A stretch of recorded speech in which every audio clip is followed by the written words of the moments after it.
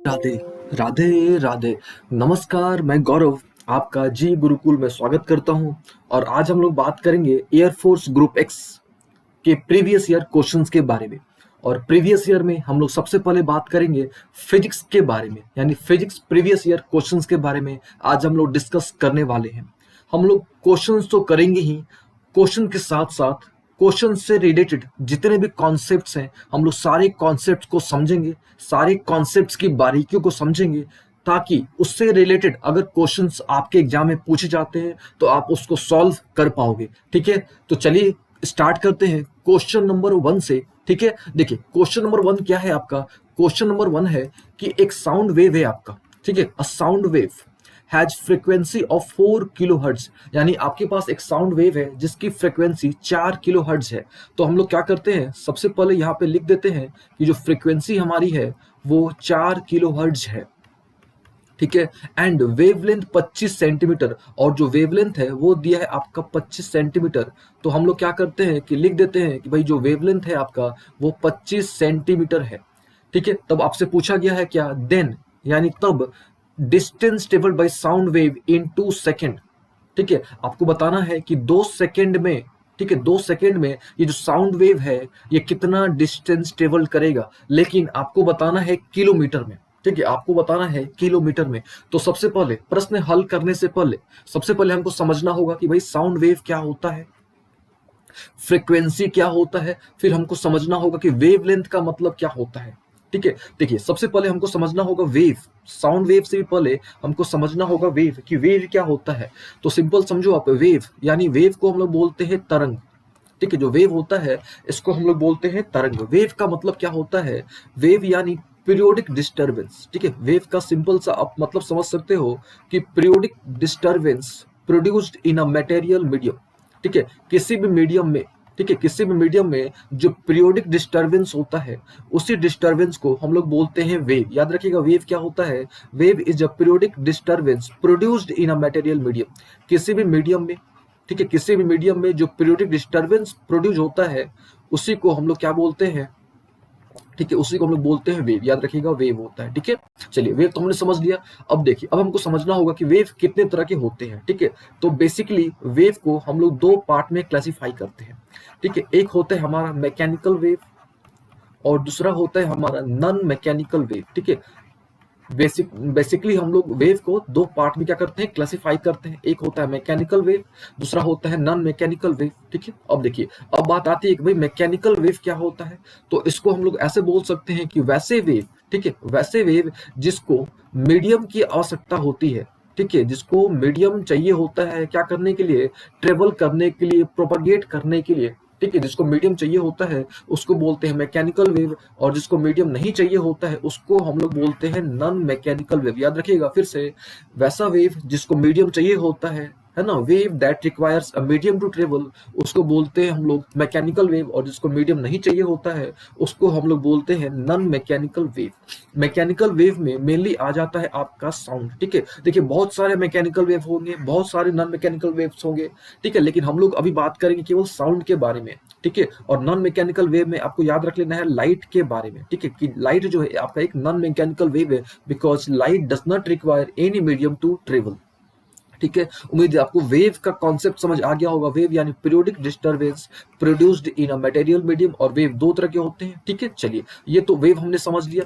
अब बात आती है कि भाई फ्रीक्वेंसी क्या होता है, ठीक है और वेवलेंथ क्या होता है। ठीक है, थोड़ा इसको हम लोग डिस्कस कर लेते हैं। देखिए तो हम लोग क्या करते हैं, एक सिंपल सा यहाँ पे हम लोग यहाँ पे एक वेव ड्रॉ कर लेते हैं। ये मान लेते हैं कि हमारा एक वेव हो गया। ठीक है, देखिए ये जो होता है वेव, आपका वेव का जो टॉप होता है इसको हम लोग बोलते हैं क्रेस्ट, CREST क्रेस्ट बोलते हैं। और जो ये जो होता है आपका नीचे वाला जो बॉटम होता है इसको हम लोग बोलते हैं ट्रफ। याद रखिएगा जो क्रेस्ट यानी जो टॉप होता है, जो पिक होता है वेव का, उसको हम लोग बोलते हैं क्रेस्ट, और जो बॉटम होता है वेव का उसको हम लोग बोलते हैं ट्रफ। ठीक है, ये देखिए ये एक क्रेस्ट हो गया और एक ये क्रेस्ट हो गया, यानी लगातार आपके पास 2 क्रेस्ट हो गए। तो 2 क्रेस्ट यानी 2 कंसेक्यूटिव क्रेस्ट, 2 कंसेक्यूटिव क्रेस्ट के बीच का जो डिस्टेंस होता है उसी को हम लोग बोलते हैं वेवलेंथ। याद रखिएगा वेवलेंथ क्या होता है, 2 कंसेक्यूटिव क्रेस्ट या 2 कंसेक्यूटिव ट्रफ, 2 लगातार ट्रफ या 2 लगातार क्रेस्ट के बीच की जो दूरी होती है उसी को हम लोग बोलते हैं वेवलेंथ, और वेवलेंथ को हम लोग लैम्डा से रिप्रेजेंट करते हैं। ठीक है, याद रखिएगा वेवलेंथ। अच्छा, अब बात आती है कि भाई फ्रीक्वेंसी क्या होता है, तो इसको आप ऐसे समझ सकते हो, ठीक है, कि फ्रीक्वेंसी क्या होता है, तो नंबर ऑफ वाइब्रेशन पर सेकेंड, यहाँ पे हम लिख देते हैं फ्रीक्वेंसी यानी नंबर ऑफ वाइब्रेशन पर सेकेंड, यानी एक सेकेंड में, ठीक है, एक सेकेंड में कोई भी चीज कितने बार वाइब्रेट करता है। ठीक है, नंबर ऑफ वाइब्रेशन पर सेकेंड, यानी एक सेकेंड में कोई चीज कितने बार वाइब्रेट करता है, तो हम लोग बोलते हैं उसको फ्रीक्वेंसी बोलते हैं। ठीक है, अच्छा, आपको याद रख लेना है, कुछ बेसिक फॉर्मूले भी आपको याद रख लेने हैं। ठीक है, सबसे पहला फॉर्मूला होता है फ्रीक्वेंसी का, तो आपको याद रख लेना है कि जो फ्रीक्वेंसी का फॉर्मूला होता है दैट इज 1 टाइम पीरियड होता है। याद रखिएगा, फ्रीक्वेंसी का फॉर्मूला होता है that is 1 time period. All okay ना? अच्छा, ये तो हो गई बात फ्रीक्वेंसी की। अच्छा, एक और टर्म आपको समझना होगा जिसका नाम होता है वेव वेलोसिटी। आपको वेव वेलोसिटी को भी समझना होगा। तो वेव वेलोसिटी आप सिंपल तरीके से समझ लो कि भाई वेव वेलोसिटी क्या होता है, तो जिस वेव से, ठीक है, या जिस वेलोसिटी से वेव ट्रेवल करता है, फिर से जिस वेलोसिटी से वेव ट्रेवल करता है उसको हम लोग बोलते हैं वेव वेलोसिटी। All okay? अच्छा, आपने पढ़ा होगा नीचे क्लासेस में कि वेलोसिटी इक्वल टू क्या होता है, डिस्टेंस बाय टाइम। यहाँ पे हम लोग डिस्प्लेसमेंट शब्द का प्रयोग करना बेहतर होगा। तो वेलोसिटी यानी हम लोग पता है वेलोसिटी यानी क्या चीज, डिस्प्लेसमेंट बाय टाइम। ठीक है, तो यहाँ पे जो डिस्प्लेसमेंट है हमारा वो वेवलेंथ है। यहाँ जो डिस्प्लेसमेंट है हमारा वो क्या है, वेवलेंथ है। तो यहाँ पे हमने क्या रख दिया, वेवलेंथ रख दिया हमने यहाँ पे। और टाइम है ना, यहाँ पे क्या हो गया हमारा टाइम। और लोग के यहाँ तक ये हो गया हमारा क्या चीज, टाइम। अच्छा, हमको पता है कि यहाँ पे 1 छिपा होता है, और 1/टाइम को हम लोग क्या लिख सकते हैं, फ्रीक्वेंसी लिख सकते हैं। ठीक है, तो यहाँ पे हमको एक नया फॉर्मूला मिल गया। क्या मिल गया फॉर्मूला, कि भाई वेव वेलोसिटी इक्वल टू क्या निकल गया, वेवलेंथ, है ना। वेव वेलोसिटी इक्वल टू मिल गया हमको फॉर्मूला, वेवलेंथ इनटू फ्रीक्वेंसी। ये हमको एक नया फॉर्मूला मिल गया। ऑल ओके यहाँ तक? अच्छा, जब यहाँ तक क्लियर हो गया होगा तो अभी हमको जो है समझ आ गया होगा कि भाई हमको जो है डिस्टेंस कैलकुलेट करना है। ठीक है, हमको जो है क्या कैलकुलेट करना है, डिस्टेंस। लेकिन डिस्टेंस से भी पहले हमको स्पीड कैलकुलेट करना होगा। क्यों? देखिए, यहाँ पे प्रश्न क्या था, प्रश्न था कि एक साउंड वेव है जिसकी फ्रीक्वेंसी जो है वो 4 किलोहर्ट्ज है, वो हमने यहाँ पे लिख रखा है। जिसका वेवलेंथ 25 सेंटीमीटर है, वो भी हमने यहाँ पे लिख रखा है। ठीक है, तो निकालना क्या था आपको, भाई वो जो वेव है वो 2 सेकेंड में, कितना डिस्टेंस ट्रेवल करेगा। तो सबसे पहले आपको पता होना चाहिए कि भाई डिस्टेंस का फॉर्मूला क्या होता है। तो डिस्टेंस इक्वल टू क्या होता है, स्पीड इंटू टाइम, है ना। स्पीड इंटू क्या चीज, टाइम। ठीक है, तो स्पीड हम लोग को सबसे पहले चाहिए होगा, क्योंकि टाइम तो गिवन है, टाइम तो आपका 2 सेकंड गिवन है। यानी सबसे पहले हमको क्या करना होगा, स्पीड निकालना होगा या वेलोसिटी निकालना होगा। और वेलोसिटी का फॉर्मूला अभी हमने यहाँ पे डिराइव कर दिया कि भाई वेवलेंथ इनटू क्या होता है, फ्रीक्वेंसी होता है। ऑल ओके यहाँ तक? अच्छा, वेवलेंथ यहाँ पे कितना है, 25 सेंटीमीटर है। तो हम लोग क्या करते हैं, इसको मीटर में कन्वर्ट कर देते हैं। ठीक है, यानी 25 बाई क्या हो गया, 100 हो गया। फ्रीक्वेंसी कितना है, 4 किलो हर्ट्ज है। ठीक है, तो यहाँ पे के है, के का मतलब होता है किलो, और किलो यानी होता है 1000। किलो का मतलब होता है 1000, यानी यहाँ पे हो गया आपका 4000 हर्ट्ज। ठीक है, 4000 क्या हो गया, हर्ट्ज हो गया। ये देखिए, ये 2 जीरो और 2 जीरो आपका कैंसिल हो गया, और ये 25 को और 4 को गुना करेंगे, देन वी गेट्स 100। और यहाँ पे एक और जीरो था, यानी वेव वेलोसिटी हमको कितना मिल गया, 100 मीटर पर सेकंड मिल गया। ऑल ओके ना, वेव वेलोसिटी हमको कितना मिल गया, 100 मीटर पर कितना सेकंड मिल गया। ऑल ओके यहाँ तक? अच्छा, जब हमको वेलोसिटी मिल गया, यानी हमको मान लो कि स्पीड मिल गया, यानी कितना मिल गया, 1000 मिल गया मीटर पर सेकंड। टाइम कितना गिवन है, 2, तो यहाँ पे 2 रख दो, और जब मल्टीप्लाई करोगे तो कितना हो गया, 2000 हो गया, है ना। 2000 क्या चीज, मीटर हो गया।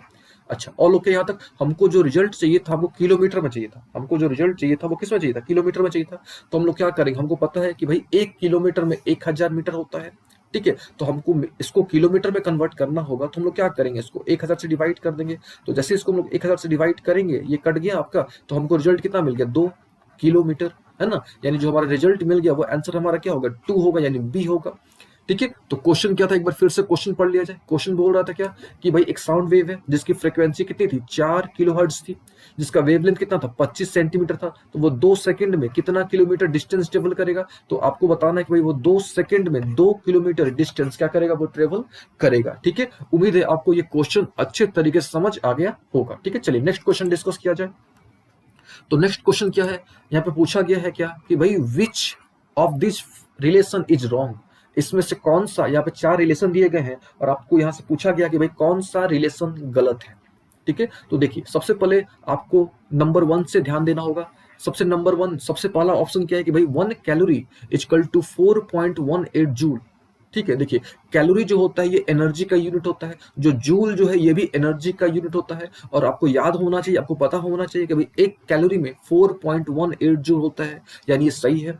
अच्छा, दूसरा होता है एंगस्ट्रॉम, ये ए के ऊपर जीरो लगा हुआ है ना, तो इसको बोलते हैं हम लोग एंगस्ट्रॉम। ठीक है, इसको लोग क्या बोलते हैं, एंगस्ट्रॉम।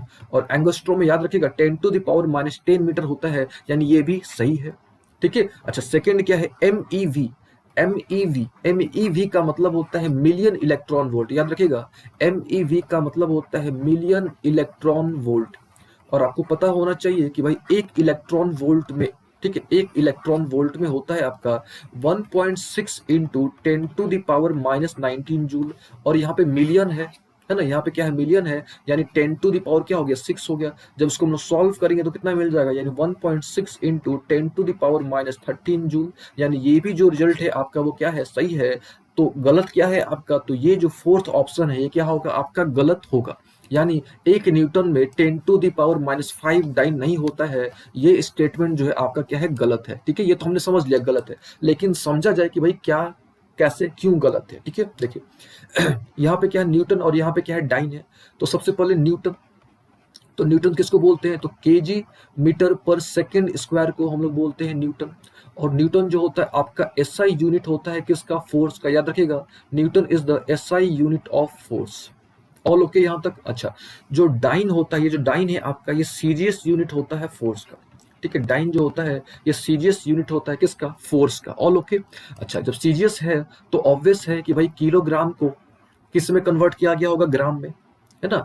किलोग्राम को किस में कन्वर्ट किया गया होगा, ग्राम में। और हमको पता है कि किलो का मतलब होता है 1000, यानी यहाँ पे हो गया 1000 हो गया, 1000 ग्राम हो गया। 1 मीटर में हमको पता है कि भाई 100 सेंटीमीटर होता है, तो ये हो गया 100 सेंटीमीटर हो गया। और सेकेंड स्क्वायर तो एज इट इज रह जाएगा, है कि नहीं। यानी यहाँ पे 3 जीरो और यहाँ पे 2 जीरो, यानी 10⁵ हो गया। 10⁵ ग्राम सेंटीमीटर पर सेकेंड स्क्वायर। और इसको हम लोग क्या बोलते हैं, डाइन बोलते हैं। ठीक है, इसको हम लोग क्या बोलते हैं, डाइन बोलते हैं। यानी रिजल्ट हमारा कितना निकल गया, 10⁵ डाइन। यानी याद रखिएगा 1 न्यूटन में 10⁵ डाइन होता है, ना कि 10⁻⁻5 डाइन होता है। यानी क्वेश्चन क्या था आपका, क्वेश्चन पूछा गया था कौन सा गलत है, तो आपको बताना है कि ये जो 4 ऑप्शन है ये क्या है, गलत है। ठीक है, उम्मीद है आपको समझ आ गया होगा। चलिए नेक्स्ट क्वेश्चन डिस्कस किया जाए। तो नेक्स्ट क्वेश्चन क्या है आपका, बोला गया यहाँ पे कि दो आइडेंटिकल चार्ज है ना, और दोनों एक दूसरे को रिपेल कर रहे हैं। ठीक है, अच्छा रिपेल कर रहे हैं इच अदर, दोनों एक दूसरे को रिपेल कर रहे हैं। और कितने फोर्स से रिपेल कर रहे हैं, तो 10 ग्राम वेट, जो दोनों एक दूसरे को रिपेल कर रहे हैं वो 10 ग्राम वेट से एक दूसरे को क्या कर रहे हैं, रिपेल कर रहे हैं। और उनके बीच में जो दूरी है वो 0.6 मीटर है।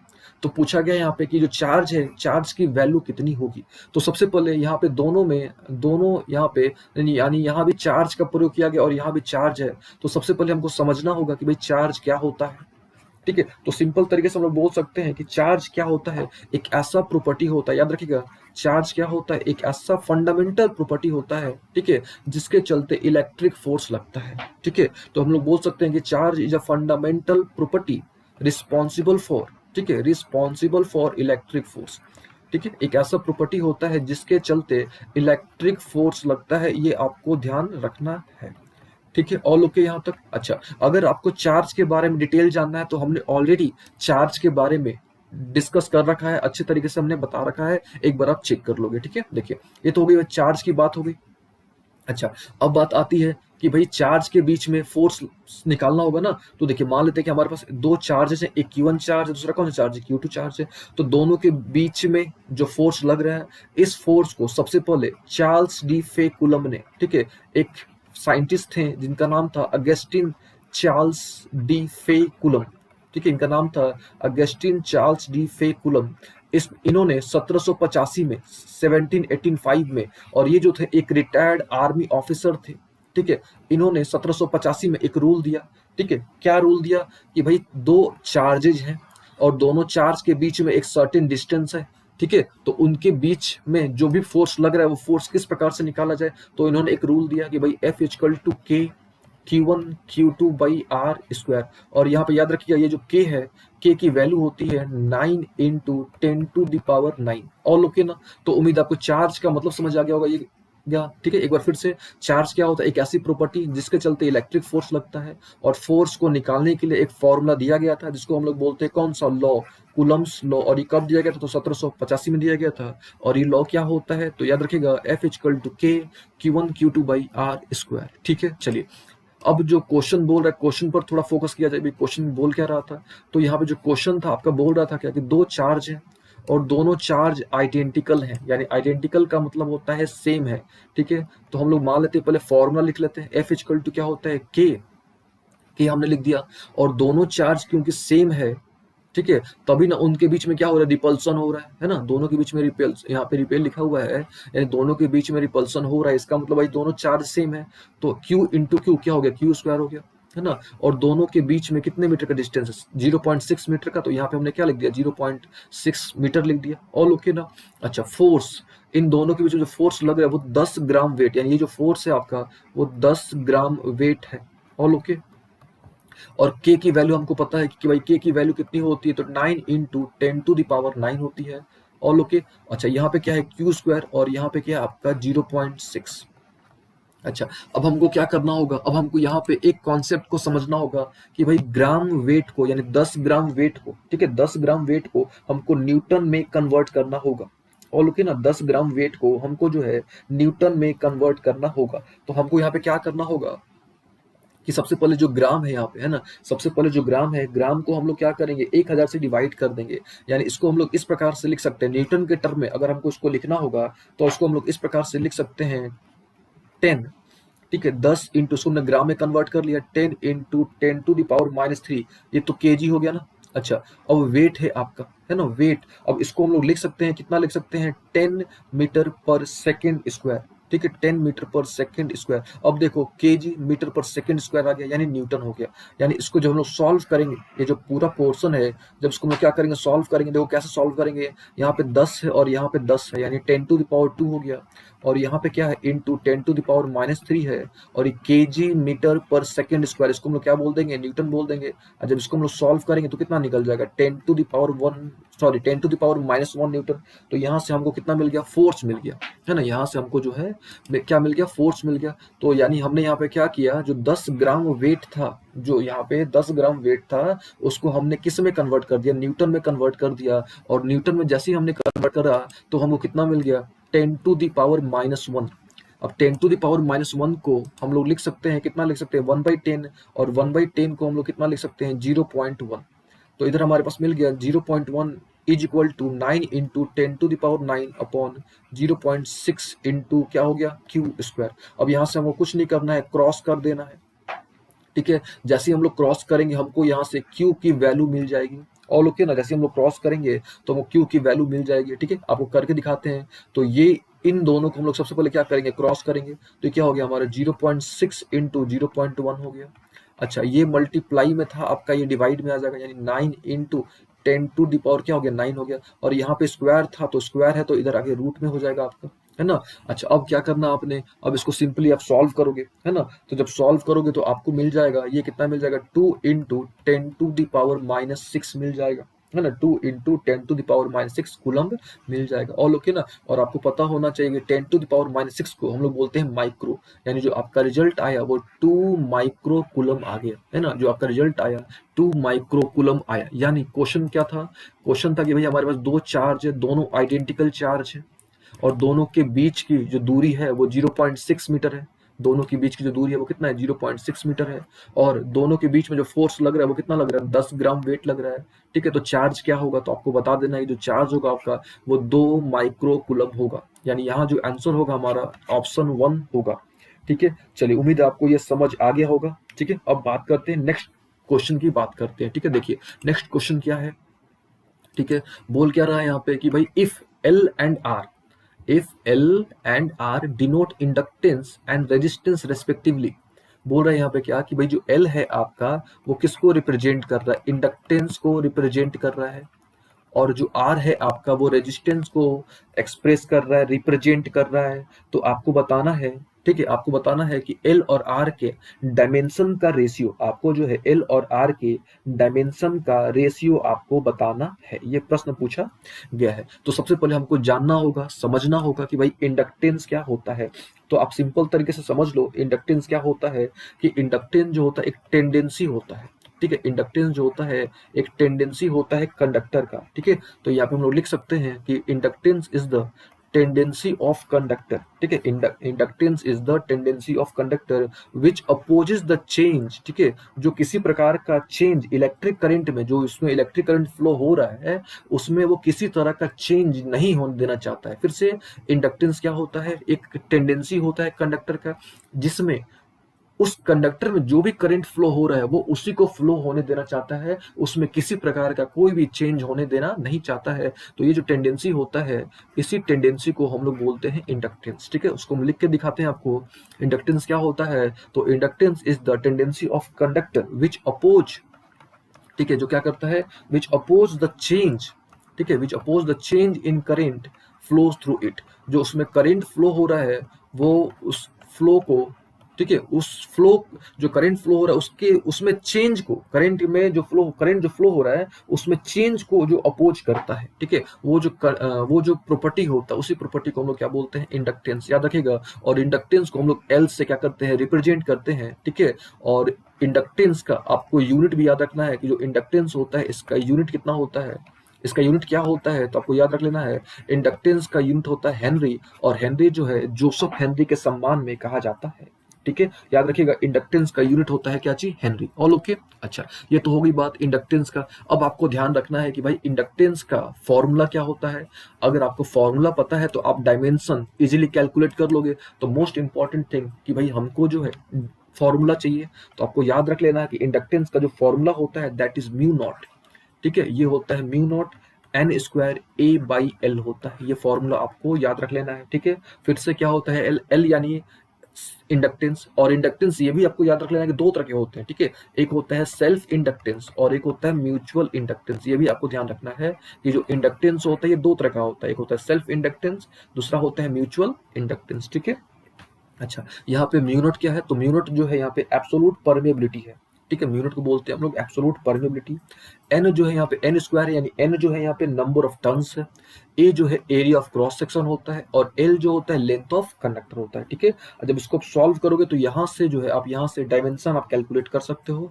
और डायमेंशन कैसे कैलकुलेट करा जाता है वो हमने जो यूनिट एंड डायमेंशन का जो कल हमने क्लास लिया था उसमें हमने आपको हर एक चीज बताया था कि भाई डायमेंशन किस प्रकार से कैलकुलेट करा जाता है, डायमेंशन के एडवांटेजेस क्या क्या है, डायमेंशन के लिमिटेशन क्या क्या है, हमने सारी चीजें डिस्कस करा था। तो आपको याद रख लेना है कि भाई इंडक्टेंस का जो डायमेंशन होता है that is M L square T minus two A minus two होता है। ये आपको इंडक्टेंस का डायमेंशन याद रख लेना है। ठीक है, अच्छा, अब बात आती है भाई एल तो हमने समझ लिया, अब बात आती है आर, रेजिस्टेंस क्या होता है। तो आप सिंपल समझ लो कि रेजिस्टेंस क्या होता है, एक ऐसा प्रॉपर्टी होता है, ठीक है, एक ऐसा कंडक्टर की एक ऐसी प्रॉपर्टी होती है जो करेंट के फ्लो को रोकता है। फिर से रेजिस्टेंस क्या होता है, resistance is a property of conductor that opposes, ठीक है, that opposes the flow of current, जो करेंट के प्रवाह को, जो करेंट के फ्लो को रोकता है उसको हम लोग क्या बोलते हैं, उसको हम लोग बोलते हैं रेजिस्टेंस। याद रखिएगा रेजिस्टेंस। All okay. अच्छा, रेजिस्टेंस का जो फॉर्मूला होता है V बाई आई होता है। ठीक है, जो रेजिस्टेंस होता है इसका अगर फॉर्मूला लिखा जाए तो रेजिस्टेंस का फॉर्मूला होता है V बाई आई। यहाँ जो V है, V का मतलब होता है पोटेंशियल।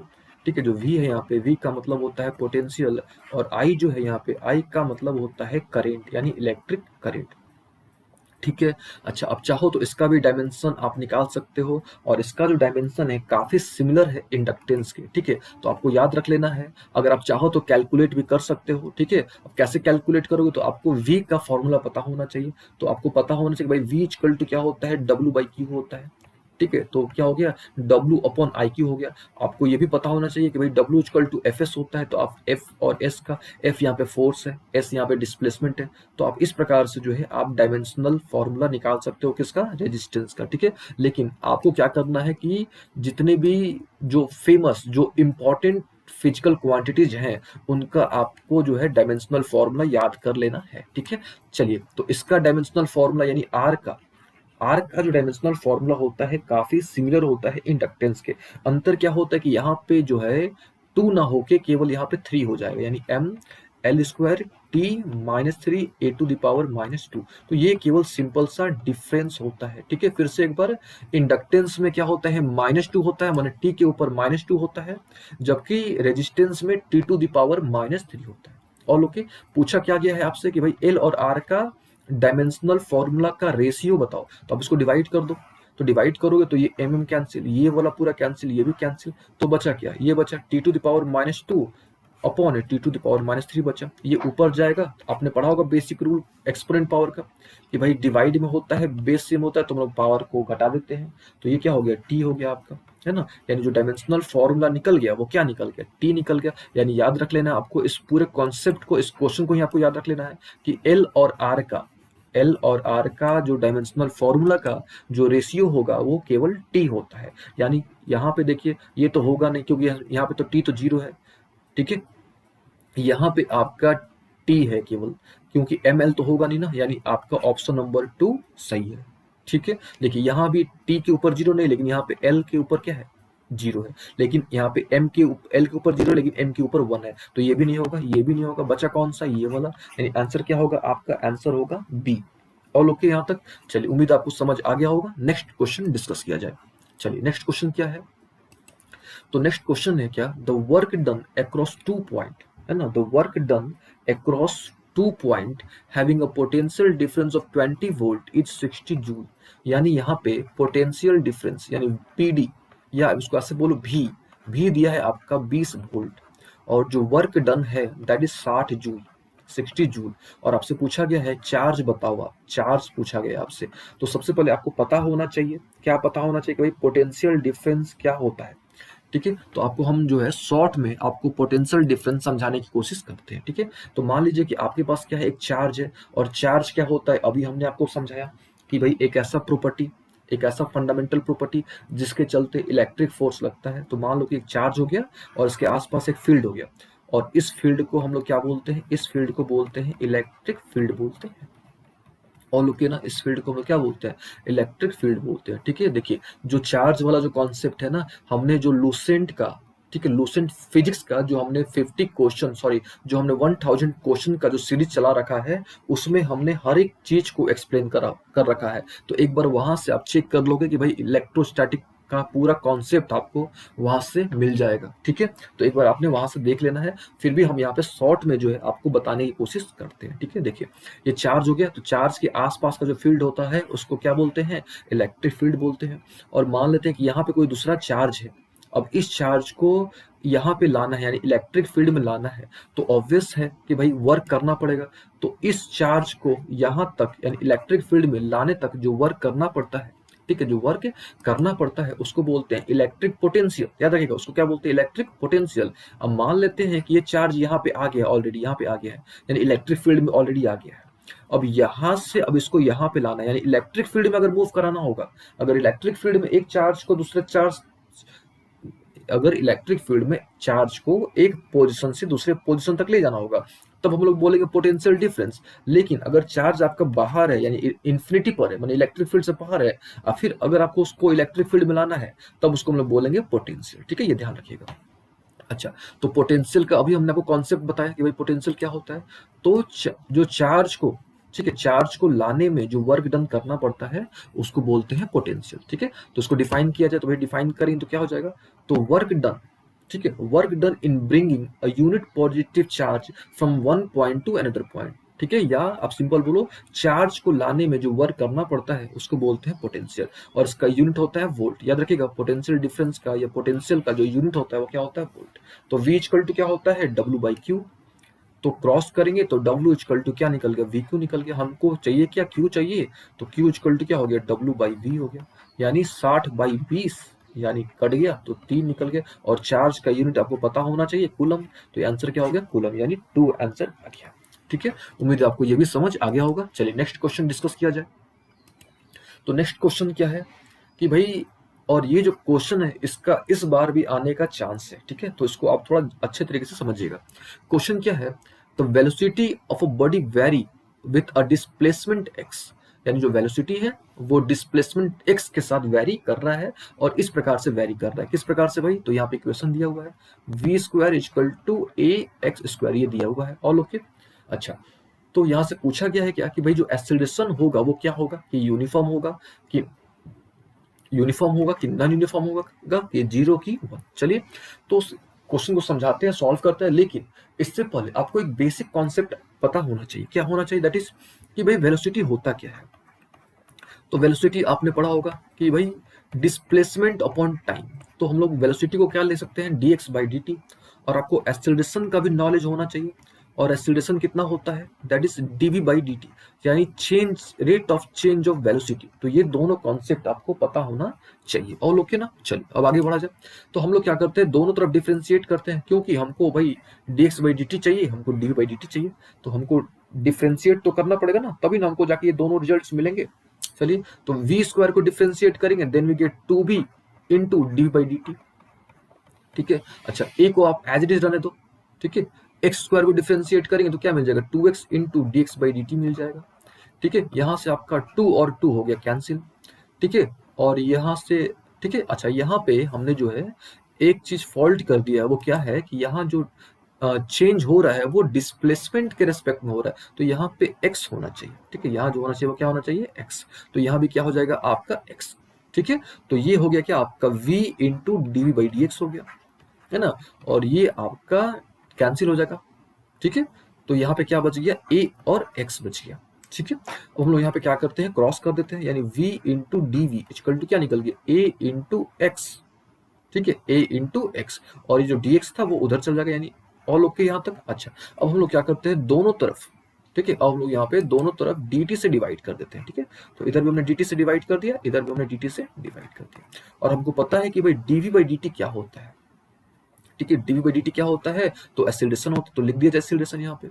ऑल ओके ना? अच्छा, ये हमारा dx बाई dt है, तो dx बाई dt क्या होता है? v होता है, तो यहाँ पे हमने v लिख दिया। ये v और v आपका कट गया, तो यहाँ देखो आप a इक्वल टू क्या निकल गया? a इक्वल टू क्या निकल गया? ax निकल गया, है ना। a इक्वल टू क्या निकल गया? x निकल गया। यानी यहाँ जो है आपका x तो चेंज हो रहा था और x के साथ a भी आ गया, यानी ऑब्वियस है कि भाई आपका a भी चेंज करेगा, यानी ऑब्वियस है क्या होगा? नॉन यूनिफॉर्म होगा। यानी याद रखिएगा, इस क्वेश्चन का जो रिजल्ट आएगा वो क्या आएगा? नॉन यूनिफॉर्म आएगा। ठीक है। उम्मीद आपको समझ आ गया होगा। चलिए नेक्स्ट क्वेश्चन डिस्कस किया जाए। चलिए नेक्स्ट क्वेश्चन क्या है भाई, कि how to adjust 3 capacitors to get a high energy on same potential. प्रश्न है कि भाई 3 कैपेसिटर आपके पास गिवन है, तीनों को किस प्रकार से एडजस्ट किया जाए कि हमको हाई एनर्जी मिले। तो सर्वप्रथम सबसे पहले हमको समझना होगा कैपेसिटर क्या होता है। तो सिंपल तरीके से आप समझो, एक ऐसा डिवाइस जो चार्ज को स्टोर करता है, एक ऐसा डिवाइस जो चार्ज को स्टोर करता है, ठीक है, उसको हम लोग क्या बोलते हैं? कैपेसिटर बोलते हैं। ठीक है। और कैपेसिटर 3 तरह के होते हैं, एक होता है पैरेलल प्लेट कैपेसिटर, एक होता है स्फेरिकल कैपेसिटर, और एक होता है सिलेंड्रिकल कैपेसिटर। ठीक है।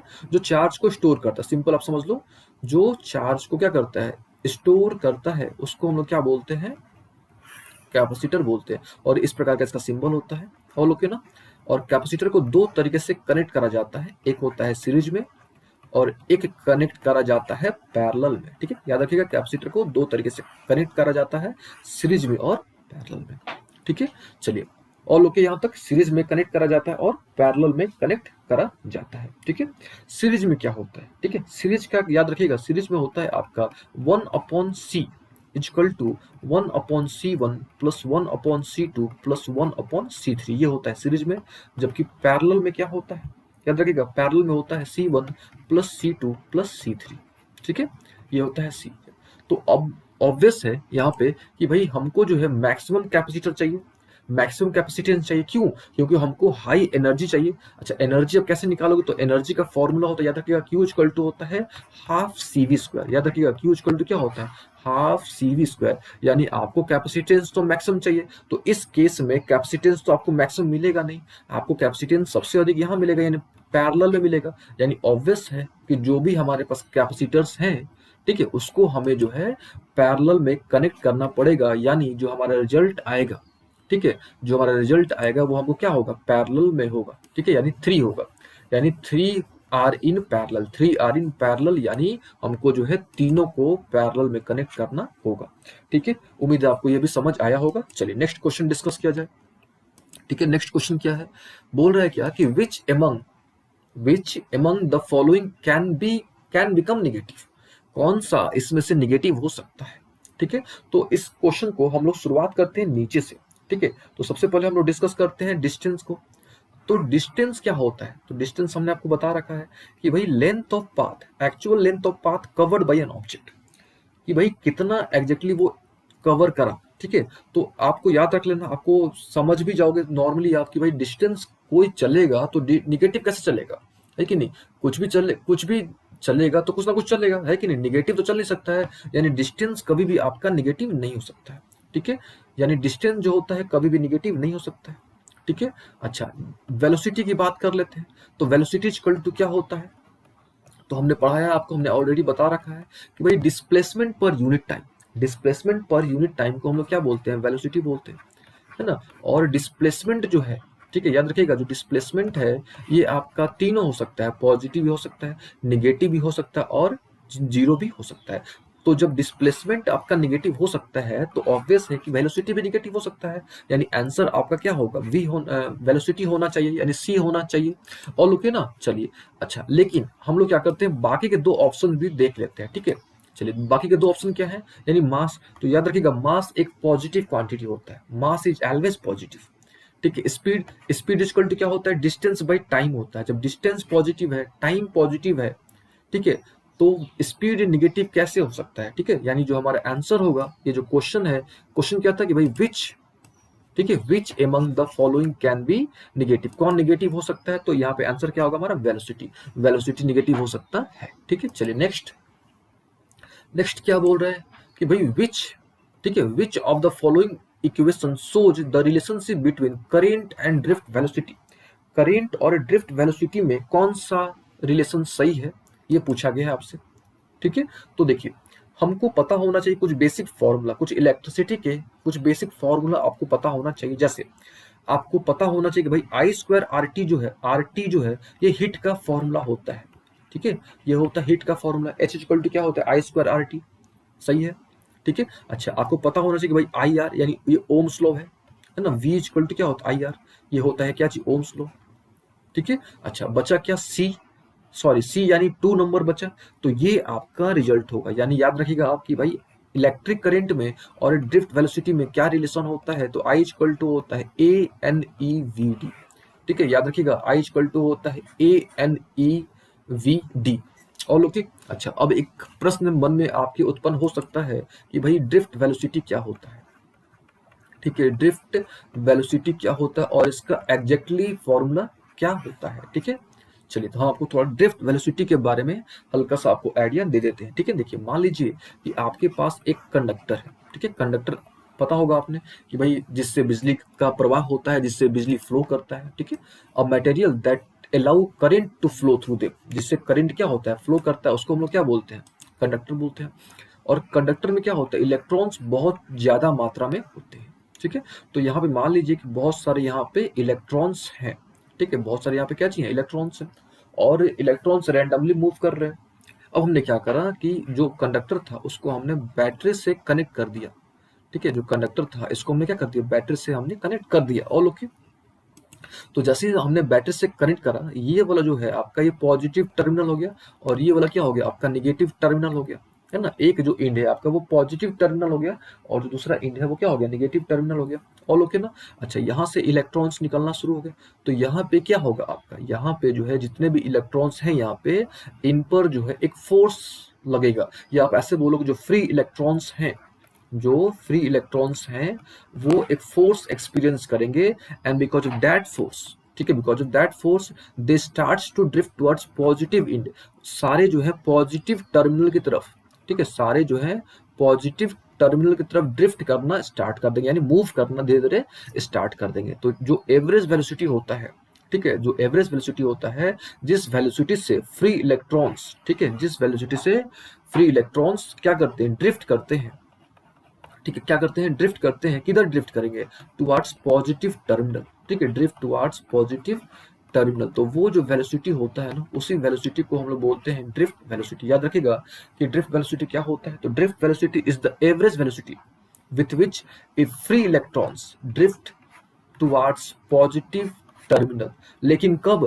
when PD is applied, when potential difference is applied। यानी जब आप बैटरी से कनेक्ट करोगे तब ना। अगर बैटरी से नहीं कनेक्ट किए हो तो नॉर्मली वो मूव कर रहा है, उस पर कोई भी वो ड्रिफ्ट नहीं करेगा। लेकिन जैसे ही आप बैटरी से कनेक्ट करोगे तो सारे इलेक्ट्रॉन्स क्या करेंगे? पॉजिटिव टर्मिनल की तरफ ड्रिफ्ट करना स्टार्ट कर देंगे। ठीक है, उम्मीद है आपको समझ आ गया होगा। फिर से एक बार कि ड्रिफ्ट वेलोसिटी क्या होता है। तो जैसे ही आप बैटरी से कनेक्ट करोगे सारे इलेक्ट्रॉन जो है वो पॉजिटिव टर्मिनल की तरफ ड्रिफ्ट करना स्टार्ट कर देंगे। ठीक है, और जिस वेलोसिटी से वो ड्रिफ्ट करेंगे उसको हम लोग बोलते हैं ड्रिफ्ट वेलोसिटी। और आपको एक फॉर्मूला भी याद रख लेना है कि भाई ड्रिफ्ट वेलोसिटी का फॉर्मूला क्या होता है। तो इसका फॉर्मूला होता है e tau by m. E tau by m, ये फॉर्मूला होता है किसका? ड्रिफ्ट वेलोसिटी का। और ओके, अच्छा अब देखो आप यहाँ पे क्या था, आई इक्वल टू क्या था? N E A V D था। तो आप यहाँ पे क्या कर सकते हो, यहाँ पे वी डी का फॉर्मूला रख। आज जब इसको आप सॉल्व करोगे तो आपको आई मिल जाएगा, यानी आई और आई दोनों तरफ बराबर मिल जाएगा। तो यहाँ से हम लोग बोल सकते हैं कि हमारा जो सेकंड ऑप्शन है वो क्या है? सही है। और आपको याद भी रख लेना है कि भाई आई और वी डी में क्या रिलेशन होता है। तो I equal to A N E V D होता है। ठीक है, चलिए नेक्स्ट क्वेश्चन डिस्कस किया जाए। तो नेक्स्ट क्वेश्चन क्या है, पढ़िए अच्छे तरीके से आप एक बार खुद से। क्वेश्चन क्या है कि if the force on a moving body is always uniform. यानी कोई मूविंग बॉडी है, ठीक है, कोई मूविंग क्या है? बॉडी है, और उस पर जो फोर्स लग रहा है वो यूनिफॉर्म फोर्स लग रहा है। ठीक है, उस पर जो फोर्स लग रहा है वो यूनिफॉर्म है।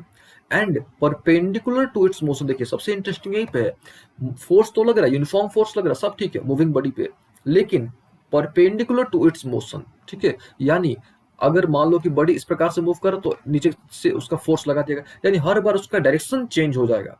ठीक है, स्पीड तो सेम रहेगा लेकिन हर बार उसका डायरेक्शन क्या होगा? चेंज हो जाएगा। यानी तो क्लियर कट क्वेश्चन है कि भाई यहाँ पे क्या होगा? सी नंबर होगा। यानी स्पीड तो सेम रहेगा लेकिन उसका डायरेक्शन होगा वो हर बार क्या होगा? चेंज होते जाएगा। ठीक है, तो आप बोल सकते हो एक तरह से कि भाई वो गोल गोल घूमना क्या कर देगा? स्टार्ट कर देगा। ठीक है, और गोल गोल अगर कोई भी ऑब्जेक्ट गोल गोल घूमता है यानी वो कौन सा फोर्स है? सेंट्रीपिटल फोर्स है ना, सेंट्रीपिटल फोर्स है। और सेंट्रीपिटल फोर्स का फॉर्मूला भी आपको पता होना चाहिए कि भाई कितना होता है सेंट्रीपिटल फोर्स का फॉर्मूला। तो याद होना चाहिए भाई M B square by R होता है। ठीक है, चलिए नेक्स्ट क्वेश्चन देखा जाए। भाई नेक्स्ट क्वेश्चन क्या है।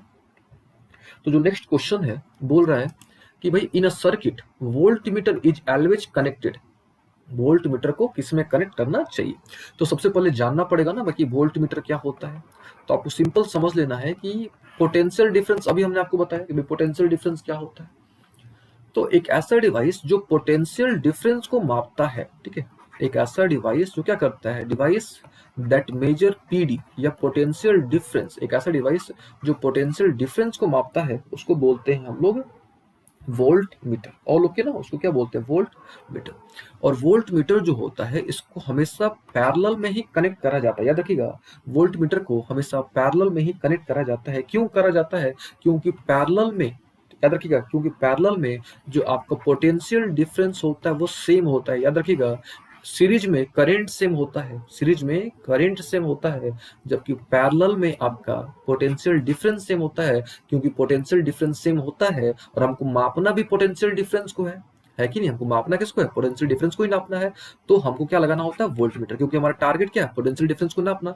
तो जहां सेम पोटेंशियल डिफरेंस रहेगा तो वहां मापना काफी आसान रहेगा। दैट इज वाई हम लोग पैरेलल में कनेक्ट करते हैं। ठीक है, चलिए नेक्स्ट क्वेश्चन डिस्कस किया जाए, है कि नहीं। नेक्स्ट क्वेश्चन क्या है, बोल रहा है क्या कि if someone jumps to the shore from the boat.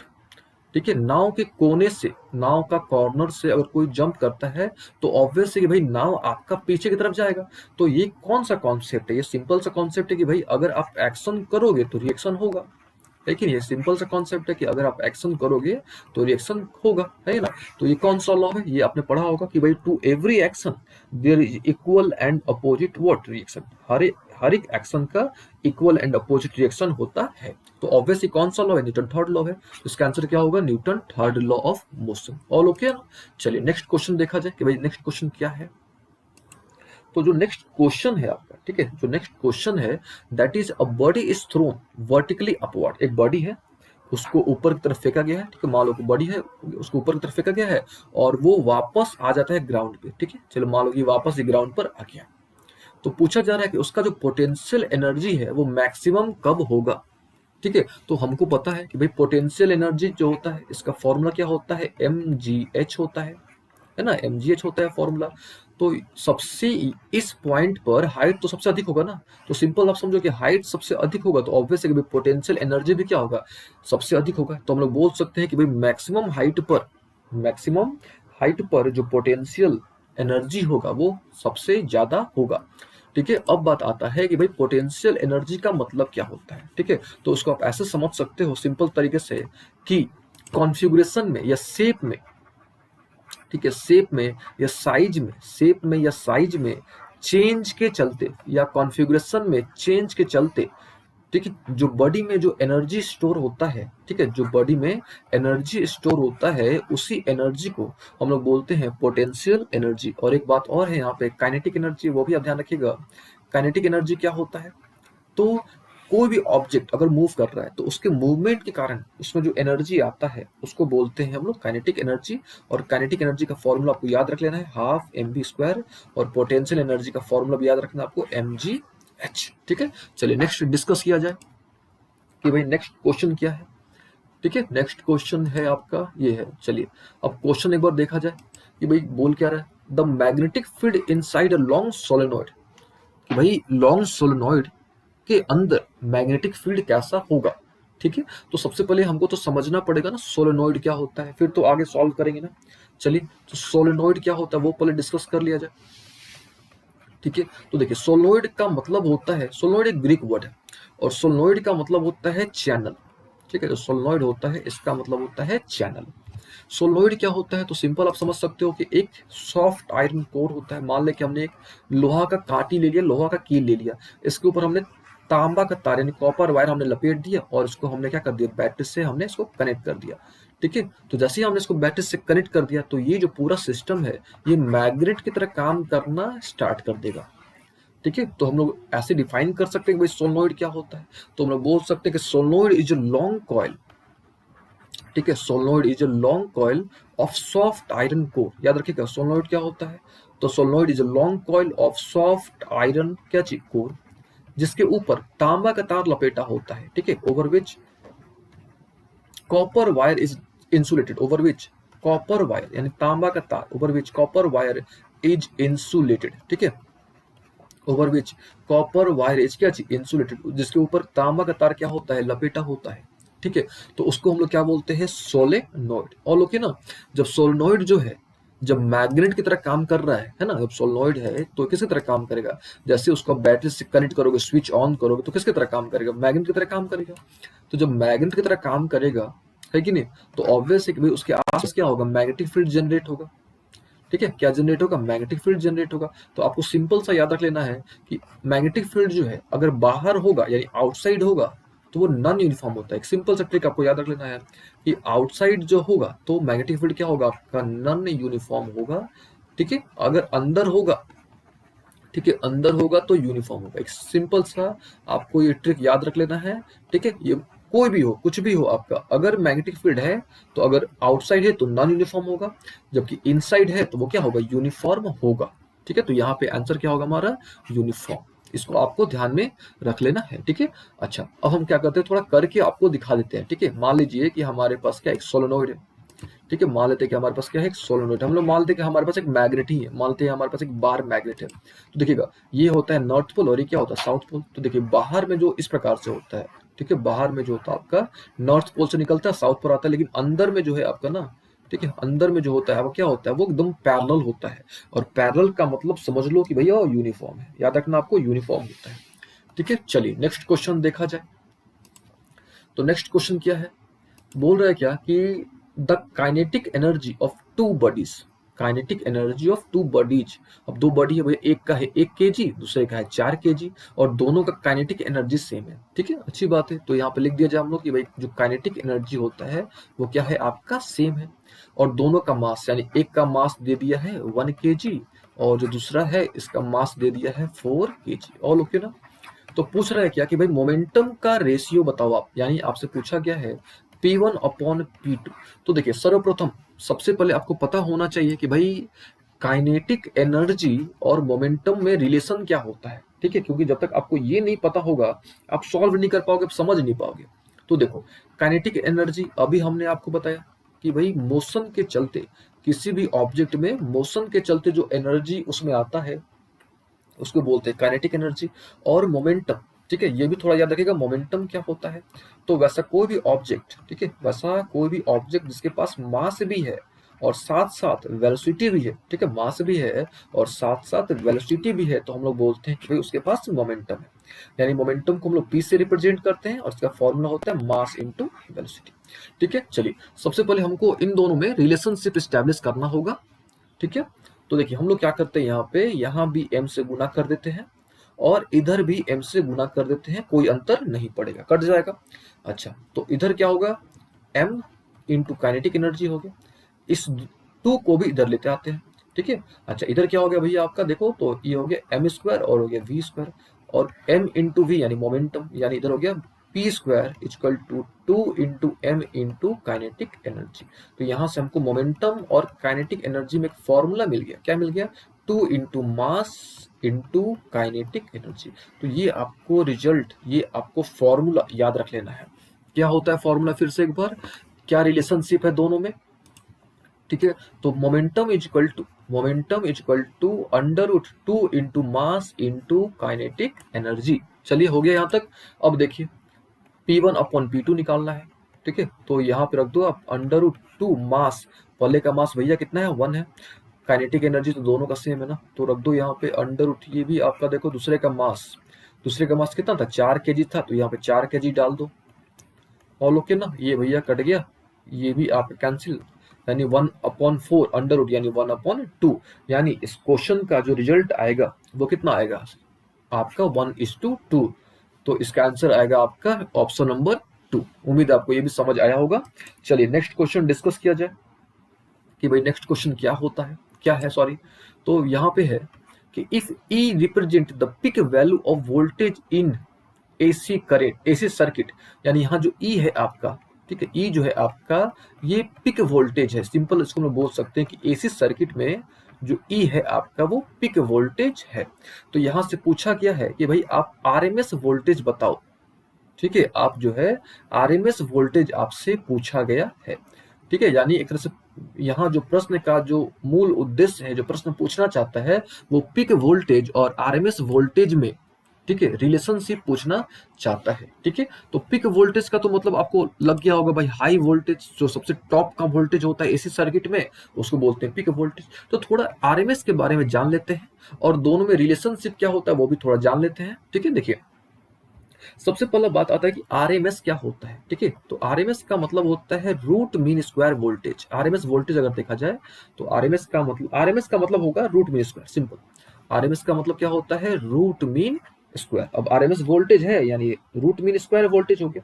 ठीक है, अब देखिए ये होता क्या है, तो हम लोग बोल सकते हैं कि ये जो होता है it is that voltage of steady, it is that value of steady voltage.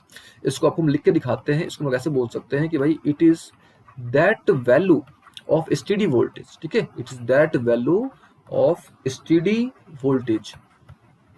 ठीक है, स्टेडी वोल्टेज का वो मैक्सिमम वैल्यू होगा, ठीक है, जो उतना ही करंट क्या करेगा, जनरेट करेगा, नॉट करंट, उतना ही हीट जनरेट करेगा। ठीक है, उतना ही हीट जनरेट करेगा जो आपका एसी वोल्टेज जनरेट करता है। सिंपल समझो आप, आरएमएस वोल्टेज क्या होता है, ये एक ऐसा वोल्टेज होता है, एक ऐसा स्टेडी वोल्टेज होता है जो उतना ही हीट प्रोड्यूस करेगा जितना आपका एसी वोल्टेज जनरेट करता है, उतना ही ये आपका जनरेट करेगा। तो वो जो वोल्टेज होता है उसको बोलते हैं आरएमएस वोल्टेज। ठीक है, तो आपको क्या कर लेना है, सिंपल इन दोनों के बीच में क्या रिलेशन होता है वो आपको ध्यान रख लेना है और आपको याद रख लेना है कि भाई क्या रिलेशन होता है।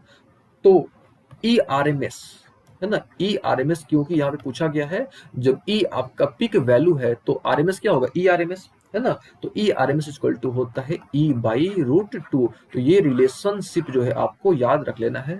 ठीक है, अगर यहाँ पे करंट पूछता, वोल्टेज ना पूछ के अगर करंट पूछता तो आपको ऐसे बोल देना होता कि भाई I R M S equal to I not by root 2। ठीक है। तो ये रिलेशनशिप जो है ना आपको वोल्टेज वाला और या करंट वाला, ये आपको ध्यान रखना है। ठीक है, चलिए नेक्स्ट क्वेश्चन डिस्कस किया जाए। तो नेक्स्ट क्वेश्चन क्या है भाई, बोल रहा है क्या कि if the force between two bodies, if the force between two bodies of mass m1 and m2 at certain separation, अगर दो ऑब्जेक्ट है, ठीक है, मान लेते हैं कि भाई हमारे पास एक ये ऑब्जेक्ट हो गया A और दूसरा ऑब्जेक्ट हो गया B, इसका मास हो गया m1 और इसका मास हो गया m2 और इसके बीच की दूरी को मान लेते हैं r।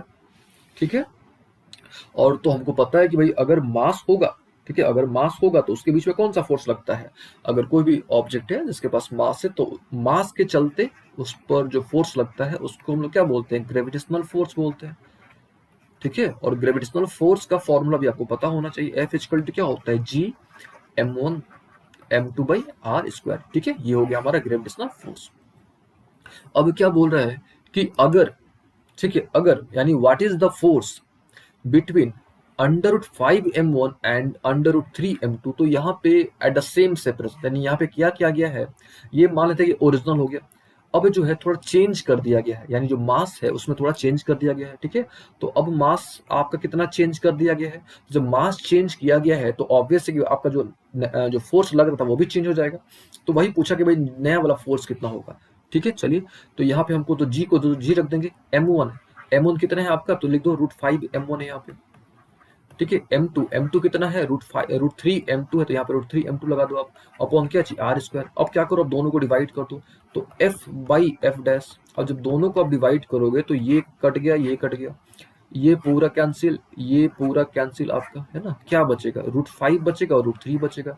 √5 इंटू √3 कितना हो गया, √15 हो गया, है कि नहीं। हमको क्या करना है, जो नया वाला फोर्स वो निकालना है। ठीक है, क्रॉस करेंगे तो कितना हो गया, √15 into F dash, F dash क्या है, नया वाला फोर्स है ना, इक्वल टू क्या निकल गया, एफ निकल गया। तो हमको नया वाला फोर्स निकालना था, तो एफ डैश इक्वल टू क्या निकल गया, एफ बाई रूट क्या चीज 15, है कि नहीं, एफ बाई, अच्छा सॉरी, यहाँ पे एफ बाई रूट इंटू 15 नहीं होगा, देखो यहाँ पे हमने गलती कर दिया, ये जो है आपका √15 टाइम्स होगा। देखिए यहाँ पे हमने फॉल्ट कर दिया, इसको जो है आपको फिर से बना के दिखाते हैं। देखिए यहाँ पे गलती क्या हुई कि हमने उल्टा डिवाइड कर दिया था। ठीक है, देखिए फिर से बता के दिखाते हैं आपको। एफ इक्वल टू पहले क्या था आपका, जी m1 m2 by R square था, है ना, एफ इक्वल टू क्या था, G m1 by R square था, F equal to G m1 m2 by R square था। अब क्या किया गया है, रिप्लेस किया गया है, नया वाला फोर्स था, तो अब क्या हो गया आपका, F equal to ji √5m1, ठीक है, इंटू √3 क्या चाहिए, m2 अपॉन आर स्क्वायर। अब हमको क्या करना, दोनों को डिवाइड करेंगे, यानी एफ बाई एफ डैश करेंगे, है ना, एफ बाई एफ डैश करेंगे तो क्या होगा आपका, ये पूरा कैंसिल और ये पूरा कैंसिल, है ना, तो इधर से क्या बच जाएगा आपका, √5 इंटू √3 बच जाएगा, है ना, √5 इंटू क्या बच जाएगा, √3 बच जाएगा।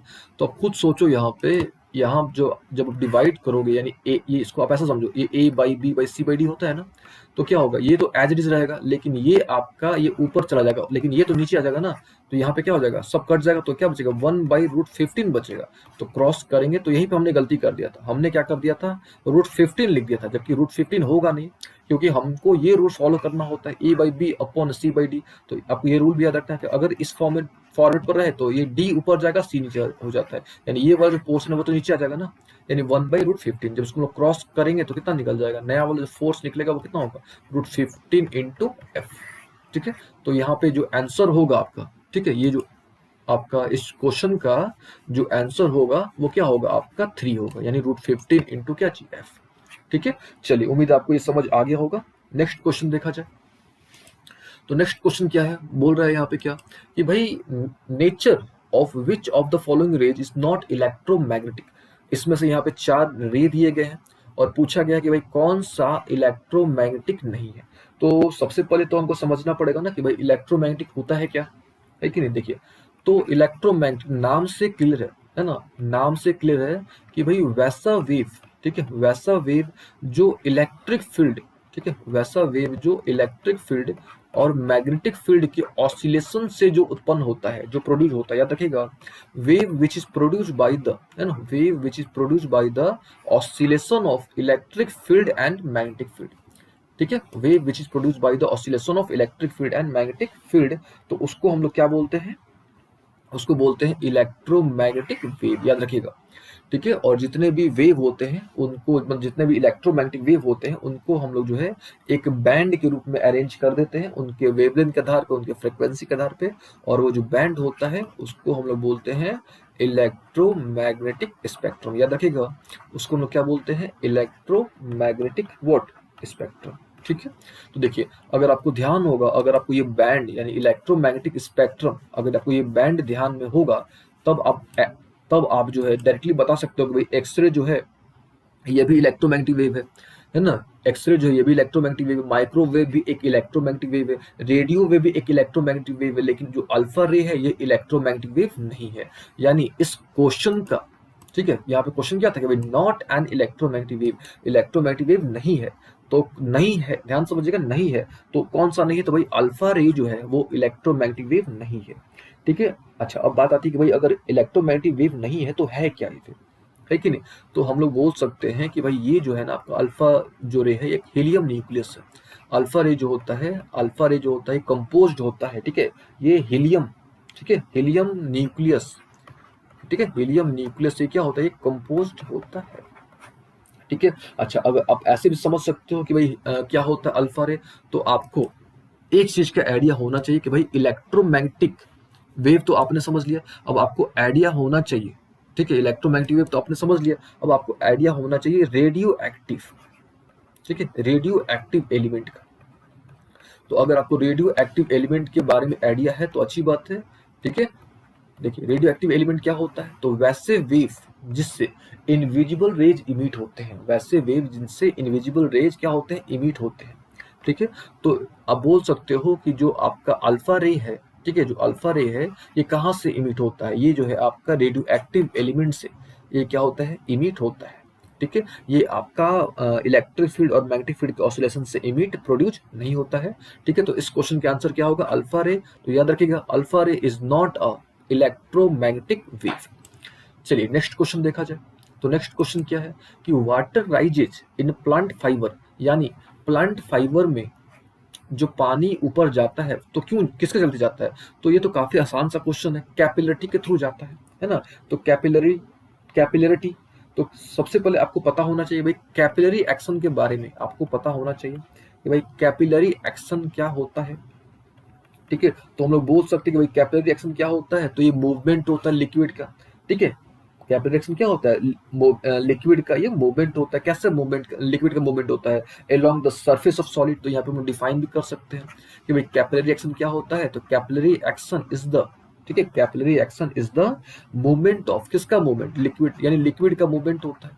ठीक है, capillary action is the liquid movement of liquid along the surface of, ठीक है, अलोंग द सरफेस ऑफ किसके, सॉलिड।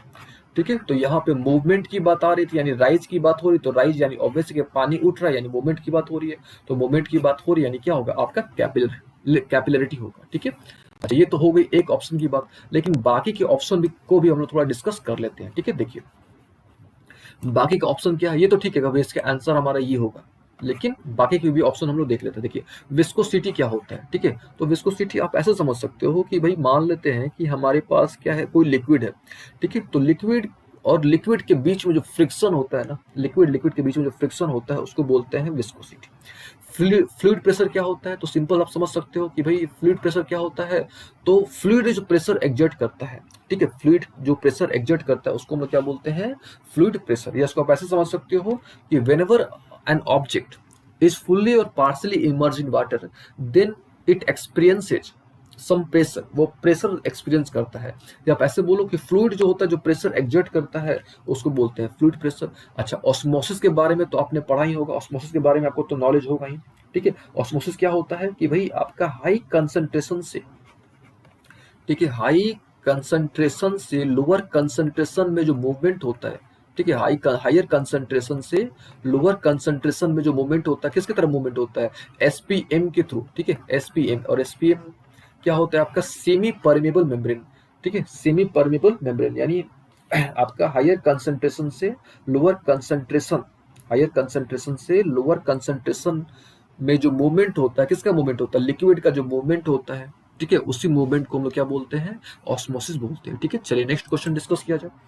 तो नेक्स्ट क्वेश्चन क्या है ठीक है, नेक्स्ट क्वेश्चन बोल रहा है क्या कि which lens act as a magnifying glass, कौन सा लेंस जो है मैग्नीफाइंग ग्लास की तरह काम करता है। तो आपको पता होना चाहिए कि भाई मैग्नीफाइंग ग्लास यानी यहाँ पे बात हो रही है माइक्रोस्कोप की, है ना, वो भी सिंपल माइक्रोस्कोप की बात हो रही है। और सिंपल माइक्रोस्कोप क्या होता है, तो सिंपल माइक्रोस्कोप एक कन्वेक्स लेंस होता है। ठीक है, तो हम लोग बोल सकते हैं कि simple microscope is a convex lens of कौन सा, of short focal length, of short focal length. तो यहाँ पे क्या होगा इसका आंसर, यहाँ पे होगा आपका कॉन्वेक्स लेंस। ठीक है, यानी माइक्रोस्कोप याद रखिएगा या मैग्नीफाइंग ग्लास आपको याद रख लेना है कि भाई क्या होता है, कॉन्वेक्स लेंस होता है। ठीक है, चलिए नेक्स्ट क्वेश्चन, यानी क्वेश्चन नंबर, ये था हमारा, अभी तक हमने 21 क्वेश्चन कर लिए। ठीक है, ये हमारा हो गया 22वां नंबर। ठीक है, तो चलिए क्वेश्चन नंबर 22 डिस्कस किया जाए। क्या बोल रहा है, बोल रहे हैं यहाँ पे क्या, the first law of thermodynamic in an isothermal process is represented by. ठीक है, यानी यहाँ पे बोला गया है कि भाई फर्स्ट लॉ ऑफ थर्मोडायनेमिक क्या है, यहाँ पे ये प्रश्न है यहाँ पे एक तरह से, भाई फर्स्ट लॉ ऑफ थर्मोडायनेमिक के बारे में यहाँ से प्रश्न पूछा गया है, लेकिन यहाँ पे कंडीशन दिया गया है कहाँ पे, किस केस में, इन आइसोथर्मल प्रोसेस, यानी आइसोथर्मल प्रोसेस में फर्स्ट लॉ ऑफ थर्मोडायनेमिक क्या है ये पूछा गया है आपसे। ठीक है, तो सबसे पहले हमको जानना होगा, समझना होगा कि भाई थर्मोडायनेमिक यानी फर्स्ट लॉ ऑफ थर्मोडायनेमिक क्या होता है। तो आप ऐसे बोल सकते हो कि आपने कंजर्वेशन ऑफ एनर्जी पढ़ा होगा, कंजर्वेशन ऑफ एनर्जी के बारे में सुना होगा। तो हम लोग बोल सकते हैं कि कंजर्वेशन ऑफ एनर्जी को ही अलग तरीके से बोला गया है फर्स्ट लॉ ऑफ थर्मोडायनेमिक में। जो law of conservation of energy जो है इसी को अलग तरीके से बोला गया, तो उसको हम लोग ऐसे ही बोल सकते हैं कि भाई ये क्या है आपका, तो री स्टेटमेंट है, यानी दोबारा से इसको बोला गया है, री स्टेटमेंट है। किसका री स्टेटमेंट है, री statement of law of conservation of energy. और कंजर्वेशन ऑफ एनर्जी आपने पढ़ा होगा, आपने सुना होगा कि भाई ना एनर्जी जो होता है वो ना ही क्रिएट होता है, ना ही क्या होता है, डिस्ट्रॉय होता है। ठीक है, तो हम लोग बोल सकते हैं कि भाई फर्स्ट लॉ ऑफ थर्मोडायनेमिक क्या होता है, तो री statement of law of conservation of क्या चीज, एनर्जी। ठीक है, लेकिन इन एन आइसोलेटेड सिस्टम, यहाँ पे हमको ये भी स्पेसिफाई करना पड़ेगा कहाँ पे, तो इन एन आइसोलेटेड सिस्टम। चलिए ये तो हो गई बात कि भाई एनर्जी ना ही आइसोलेटेड सिस्टम में एनर्जी ना ही क्रिएट होता है ना ही डिस्ट्रॉय होता है। ठीक है, यानी इस फॉर्मूला के अकॉर्डिंग, यानी इस कॉन्सेप्ट के अकॉर्डिंग, यानी फर्स्ट लॉ ऑफ थर्मोडायनेमिक के अकॉर्डिंग। ठीक है, तो यहाँ से हमको क्या मिल जाएगा, एक इक्वेशन हम लोग डिराइव कर सकते हैं क्या भाई, तो delta Q equal to delta W plus delta U, हम लोग बोल सकते हैं कि नहीं। अच्छा, यहाँ पे देख लो, यहाँ पे ऑलरेडी गिवन है कि डेल्टा क्यू क्या है, हीट एक्सचेंज है। डेल्टा यहाँ पे क्यू क्या है, हीट एक्सचेंज है। डेल्टा डब्ल्यू क्या है, वर्क डन है। और डेल्टा यू क्या है, heat sorry internal energy change. ठीक है, डेल्टा यू यहाँ पे क्या है, internal energy change. All okay ना। अच्छा, अभी देखो कंडीशन, देखो आप, ये तो हो गई बात। यहाँ पे कंडीशन क्या है कि आइसोथर्मल प्रोसेस है। कंडीशन यहाँ पे गिवन है कि भाई आइसोथर्मल प्रोसेस है। अब आइसोथर्मल प्रोसेस में आपको पता होना चाहिए कि जो डेल्टा टी होगा, ठीक है, आइसोथर्मल प्रोसेस में जो डेल्टा टी होगा वो क्या होगा, जीरो होगा। ठीक है, डेल्टा टी जो होगा आपका क्या होगा, जीरो होगा। देखो नाम से समझो आप, आइसोथर्मल प्रोसेस। ठीक है, यानी डेल्टा टी के लिए, डेल्टा टी यानी कैसे, जीरो। अच्छा, अब आपको जो है, आपको ये भी पता होना चाहिए कि भाई डेल्टा यू का फॉर्मूला क्या होता है, यानी इंटरनल एनर्जी चेंज का फॉर्मूला क्या होता है। तो इंटरनल एनर्जी चेंज का जो फॉर्मूला होता है that is N C V delta T होता है। और जब डेल्टा टी ही जीरो हो गया तो ओवरऑल डेल्टा यू जो है वो भी क्या हो गया, जीरो हो गया। और जब डेल्टा यू जीरो हो गया यानी ये पूरा खत्म हो गया, तो बचा क्या आपका, delta Q equal to delta W बच गया। तो यानी आंसर क्या होगा हमारा, 4, यानी ऑप्शन जो हमारा वो क्या होगा, 4 होगा। ठीक है, तो उम्मीद है आपको ये समझ आया होगा। देखिए सबसे पहले यहाँ पे आपको दो बातों का ध्यान रखना होगा। सबसे पहला कि फर्स्ट लॉ ऑफ थर्मोडायनेमिक, तो वो तो ये हो गया, क्या होता है, delta Q equal to delta W plus delta U. अच्छा, फिर आपको याद रखना होगा कि भाई ये कैसे निकालते हैं हम लोग, यानी इंटरनल एनर्जी चेंज कैसे निकालते हैं, तो ये भी आपको याद रखना होगा, N C V delta T. और आपको ये भी याद रखना पड़ेगा कि भाई आइसोथर्मल प्रोसेस में डेल्टा टी क्या होता है, जीरो होता है। ठीक है, और याद रखिएगा कि आइसोथर्मल प्रोसेस में जो फर्स्ट लॉ ऑफ थर्मोडायनेमिक है वो क्या हो जाता है, delta Q equal to delta W. उम्मीद है आपको ये भी समझ आ गया होगा। चलिए नेक्स्ट क्वेश्चन डिस्कस किया जाए। तो नेक्स्ट क्वेश्चन क्या है, बोल रहा है क्या कि when light falls on a metal surface the maximum kinetic energy of emitted photoelectron depend upon। ठीक है, तो भाई हम लोग क्या करते हैं, एक मेटल सरफेस यहाँ पे ड्रॉ कर लेते हैं। मान लेते हैं कि हमारे पास ये मेटल सरफेस है। तो देखिए मेटल सरफेस है यानी इसके पास जो है इलेक्ट्रॉन्स काफी ज्यादा संख्या में होंगे। ठीक है, फ्री इलेक्ट्रॉन्स, मेटल्स यानी इसके पास फ्री इलेक्ट्रॉन्स बहुत ज्यादा होंगे। All okay. अच्छा, किया क्या गया है भाई, लाइट गिराया गया है। ठीक है, तो वहां पे मान लो कि सोर्स हो गया और सोर्स से लाइट यहाँ से गिराया गया। ऑल ओके ना। अच्छा, अब हमको पता होना चाहिए, आपको भी पता होना चाहिए, लाइट जो होता है वो फोटोन से बना होता है। ठीक है, लाइट जो होता है आपका वो फोटोन से बना होता है। ठीक है, light is composed of small particles या पैकेट ऑफ एनर्जी आप बोल सकते हो, उसको हम लोग क्या बोलते हैं, फोटोन्स। और फोटोन्स की जो एनर्जी होती है वो क्या होता है, E=h होता है। और h यहाँ पे क्या है आपका, प्लैंक कांस्टेंट है ना, जो h है यहाँ पे वो क्या है, प्लैंक कांस्टेंट है। ऑल ओके ना। अच्छा, यहाँ जो v है आपका, नॉट v, न्यू बोलेंगे इसको, न्यू, ये जो है आपका फ्रिक्वेंसी है। ठीक है, ये क्या है आपका, फ्रिक्वेंसी है। ऑब्वियस है, तो जब फ्रिक्वेंसी ज्यादा होगा तो ऑब्वियस कि भाई एनर्जी ज्यादा होगा, है कि नहीं। जब फ्रिक्वेंसी ज्यादा होगा तो ऑब्वियस है कि एनर्जी क्या होगा, ज्यादा होगा। तो हमको क्या चाहिए, ज्यादा एनर्जी चाहिए हमको यहाँ से। जैसे यहाँ पे फोटोन गिरा तो इलेक्ट्रॉन्स एनर्जी गेन किया और कुछ इलेक्ट्रॉन्स एनर्जी एब्जॉर्व किया निकलने में, यानी मेटल सरफेस से निकलने में कुछ एनर्जी लिया, और कुछ उसका जो काइनेटिक एनर्जी था वो कुछ काइनेटिक एनर्जी उससे क्या किया, गेन किया। ठीक है। अच्छा, तो आपका क्वेश्चन क्या था कि भाई जब भी light, when light falls on a metal surface, तो इलेक्ट्रॉन की जो काइनेटिक, जो भी इलेक्ट्रॉन्स वहां से निकलेगा उसकी जो काइनेटिक एनर्जी है वो किस पर डिपेंड करेगी, तो ऑब्वियस है कि भाई फ्रीक्वेंसी ऑफ इंसिडेंट लाइट पर क्या करेगी, डिपेंड करेगी। क्यों डिपेंड करेगी, कि जितना ज्यादा फ्रीक्वेंसी होगा, क्योंकि अभी हमने आपको बताया E=h, फ्रीक्वेंसी पर डिपेंड करेगा, जितना ज्यादा फ्रीक्वेंसी होगा उतना ज्यादा एनर्जी होगा, और जितना ज्यादा एनर्जी उस पर अब गिरेगा तो भाई उतना एनर्जी इलेक्ट्रॉन को मिलेगा, इलेक्ट्रॉन उतना तेजी से भागेगा, इलेक्ट्रॉन की एनर्जी उतनी ज्यादा होगी। ठीक है, तो ये हमारा होता है क्या चीज, फोटो इलेक्ट्रिक इफेक्ट। और ये भी आपको ध्यान रखना है कि जो पूरा फेनोमेना होता है इसको हम लोग क्या बोलते हैं, फोटो इलेक्ट्रिक इफेक्ट। ठीक है, फोटो इलेक्ट्रिक इफेक्ट याद रखिएगा। एक खास तरह का लाइट, एक खास तरह का लाइट जब भी मेटल सरफेस पर गिरेगा तो इलेक्ट्रॉन्स वहां से निकलना स्टार्ट हो जाएंगे। तो ये जो पूरा फेनोमेना होता है इसको बोलते हैं हम लोग क्या, photo electric effect. All okay ना। चलिए नेक्स्ट क्वेश्चन डिस्कस किया जाए। यानी आपका जो है, आई थिंक ये क्वेश्चन नंबर 24 होना चाहिए।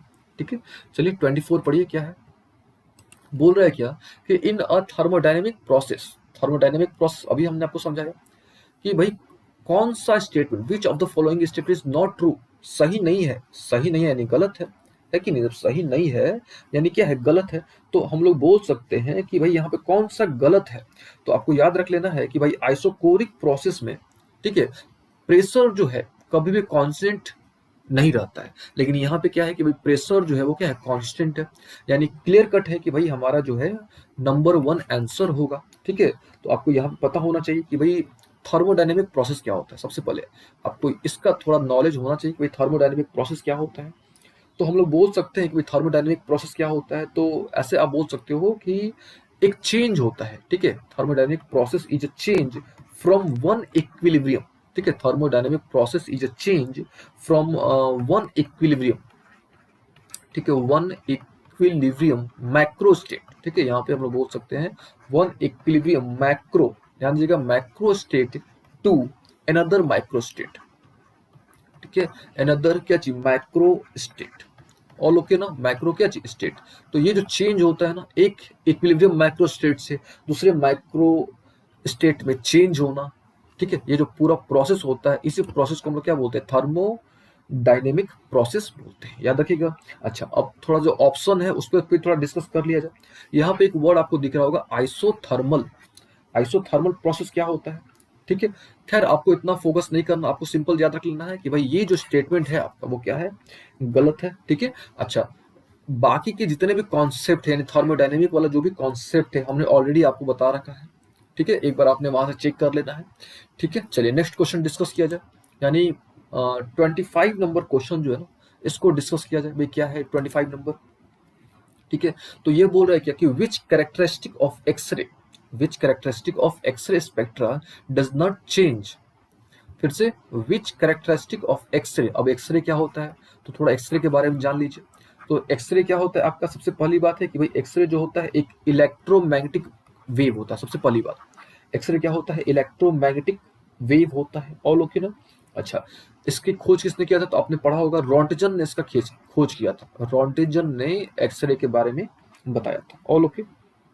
अच्छा, एक्सरे कब उत्पन्न होता है यानी कब प्रोड्यूस होता है, तो हम लोग बता सकते हैं कि व्हेन एन इलेक्ट्रॉन, ठीक है, जब भी इलेक्ट्रॉन आपका इंसिडेंट होता है एक टारगेट मटेरियल पर, तो यहाँ पे हम लिख के आपको दिखाते हैं कि एक्सरे कैसे प्रोड्यूस होता है, तो हम बोल सकते हैं कि व्हेन एन इलेक्ट्रॉन, ठीक है, when an electron incident on a target material, when an electron incident on a कहाँ पे, टारगेट मटेरियल पे, ठीक है, लेकिन कहाँ पे, इनसाइड एक्सरे ट्यूब, ठीक है, when an electron incident on target क्या चीज, मटेरियल, ठीक है, inside an X ray tube, inside यहाँ पे हम लोगों का इनसाइड एन एक्सरे ट्यूब, तो जब भी एक्सरे ट्यूब में इलेक्ट्रॉन जो होता है टारगेट मटेरियल को, इलेक्ट्रॉन जो होता है टारगेट मटेरियल को हिट करता है, तो वहां पे जो रे निकलता है, ठीक है, उस रे को हम लोग क्या बोलते हैं, एक्सरे बोलते हैं, ठीक है। और एक्सरे का खोज किसने किया था, तो याद रखिएगा कि रोंटगन ने करा था। All okay. अच्छा, अब देखिएगा दो तरह का, ठीक है, यहाँ तक अगर आपको समझ आ गया होगा कि भाई एक्सरे कैसे बनता है, तो याद रखिएगा फिर से एक बार कि जब भी इलेक्ट्रॉन टारगेट मटेरियल को हिट करता है, स्ट्राइक करता है, ठीक है, लेकिन कहाँ पे, एक्सरे ट्यूब में, तो वहां पे क्या निकलता है, जो रे प्रोड्यूस होता है उसको बोलते हैं एक्सरे। और आपको ये भी पता होना चाहिए कि भाई एक्सरे जो होता है वो दो तरह का होता है, यानी दो तरह का एक्सरे निकलता है, ठीक है। एक्सरे जो होता है आपका दो तरह का होता है, निकलता बोल सकते हो इस तरह से। एक जो होता है आपका कैरेक्टरिस्टिक लाइन, यहाँ पे आपको लिख के दिखा देते हैं कि एक होता है आपका कैरेक्टरिस्टिक, कैरेक्टरिस्टिक होता है लाइन आपका, ठीक है, और दूसरा होता है आपका कंटिन्यूअस स्पेक्ट्रम, ठीक है, दूसरा होता है आपका कंटिन्यूअस स्पेक्ट्रम, ठीक है। खैर हम लोग क्वेश्चन पर आते हैं, क्वेश्चन बोल क्या रहा था, ठीक है, हम लोग जो है क्वेश्चन पर फोकस करते हैं। तो क्वेश्चन का डिमांड क्या था कि which characteristic of x-ray spectra does not change when the target material is change. Target material को अगर हम लोग चेंज करते हैं, ठीक है, टारगेट मटेरियल को हम क्या करते हैं, चेंज करते हैं, तो ठीक है, कौन सा कैरेक्टरिस्टिक चेंज नहीं होगा, तो याद रखिएगा cut off length, sorry cut off wavelength कभी चेंज नहीं होगा। फिर से, जब भी हम लोग एक्सरे स्पेक्ट्रा का टारगेट मटेरियल चेंज करेंगे, तो आपका जो कट ऑफ वेवलेंथ होता है वो कभी भी चेंज नहीं होता है, इस बात को आपको ध्यान रखना है, ठीक है।